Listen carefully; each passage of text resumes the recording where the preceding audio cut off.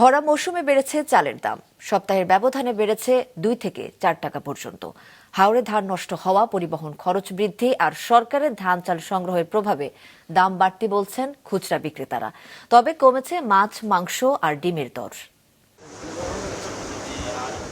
প্রতি বছর মৌসুম এলেই দাম কমে চালের, অথচ বোরোর ভরা মৌসুমে উল্টো বেড়েছে দর। সপ্তাহের ব্যবধানে মোটা থেকে সরু সব ধরনের চালের দাম 2 থেকে 4 টাকা পর্যন্ত বৃদ্ধি পেয়েছে। পরিবহন খরচ বৃদ্ধি আর সরকারের ধান চাল সংগ্রহ অভিযানের প্রভাবে এমন ঊর্ধ্বগতি বলছেন খুচরা বিক্রেতারা। 28 চাল বেচছে কয়দিন 48 টাকা, এখন আবার 50 টাকা, 51 টাকা হয়ে গেছে। মোটা চাউলে বস্তায় 50-60 টাকা বেড়ে গেছে। 25 কেজির বস্তায়, যেটা 28 মোটা চাল, যেটা বেশিরভাগ লোকেরা এটাই খায় মোটা চাল।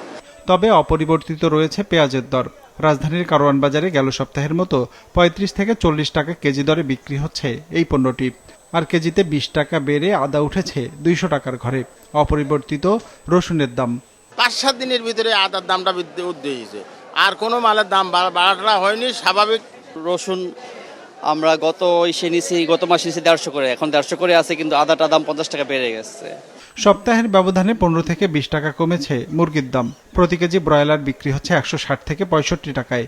সোনালী জাত ভেদে বিক্রি হচ্ছে 280 থেকে 320 টাকায়। কেজিতে 20 থেকে 30 টাকা কমেছে সব ধরনের মাছের দামও।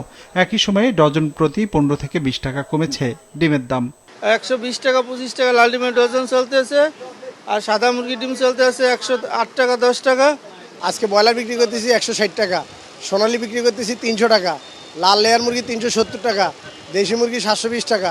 সব মাছের দাম ভাই কেজিতে 50 টাকা 30 টাকা 20 টাকা 10 টাকা দাম কমছে ভাই। অপরিবর্তিত রয়েছে সবজির দাম। বেগুন, করলা, কাঁকরোল সহ অধিকাংশ সবজি বিক্রি হচ্ছে 70 থেকে 80 টাকা কেজি দরে। রঞ্জিবুল মিজান, মাছরাঙা সংবাদ, ঢাকা।